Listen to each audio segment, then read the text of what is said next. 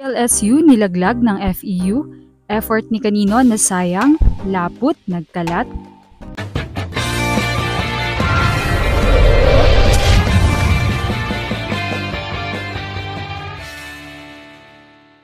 What's up, Volleyball Nation? Welcome back to my YouTube channel.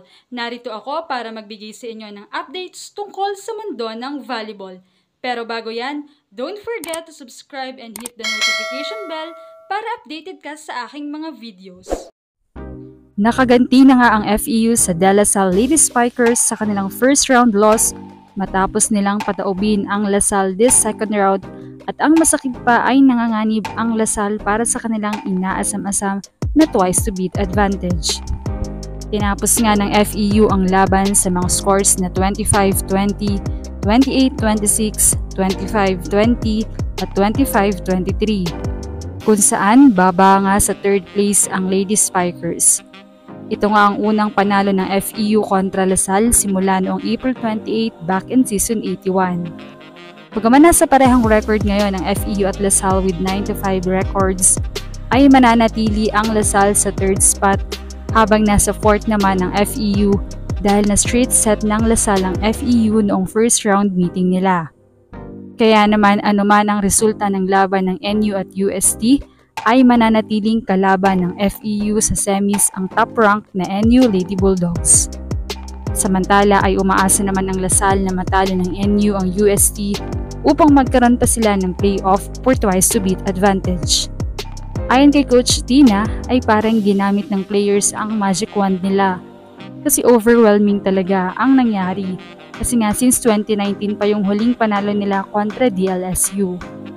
Sa first two sets nga ay dominated ng FEU ang laban at kahit dumidikit ang La Salle ay hindi nila hinahayaang umabante ang Lady Spikers. Samantala ay nagkaroon naman ng adjustment si Coach Ramil sa third set dahil talagang hindi giving si Laput, kaya naman pinalitan ito ni Sureño, pati nga si Nicole Reyes ay pinalitan na rin ni Tolentino. Dahil medyo makalat nga ang naging performance ni Reyes at Laput.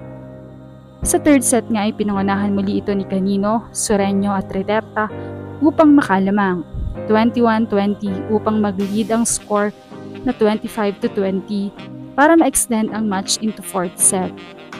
Akmangang i-extend pa rin ng La Salle ang game sa fifth set pero FEU fought back to stay alive. 22-21 nga ang score matapos ang outside hit ni Alarina ay sinagot naman ni Bacangke ito sa kanyang cross-court hit upang itabla ang laban sa 22. Nakuha muli ng FEU ang lamang sa attack error ni Shivana.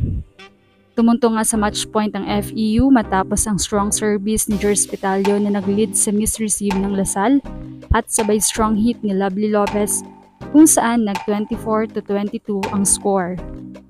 Kinapitan naman ni Canino ito sa kanyang another hit upang mag-23 ang La Salle, pero a rookie from FEU Diliman Lopez finished the game sa isang cross-court hit. Nasayang na naman ng 25 points ni Canino kasama pa ang 11 digs, habang worst performance na ata ito ni Laput contributing with only 12 points. Bagaman problematic ang kanilang floor defense, ay nagtala pa rin ng 17 excellent receptions and 17 excellent digs si Laika De Leon. Very crucial nga ang game na yon for La Salle. Samantala ay hindi naman maiwasan na mabatch si Coach Ramil dahil sa decision making nito.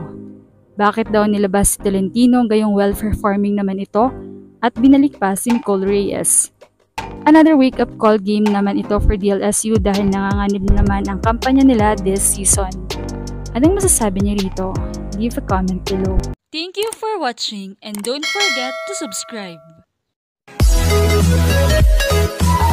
We'll be right back.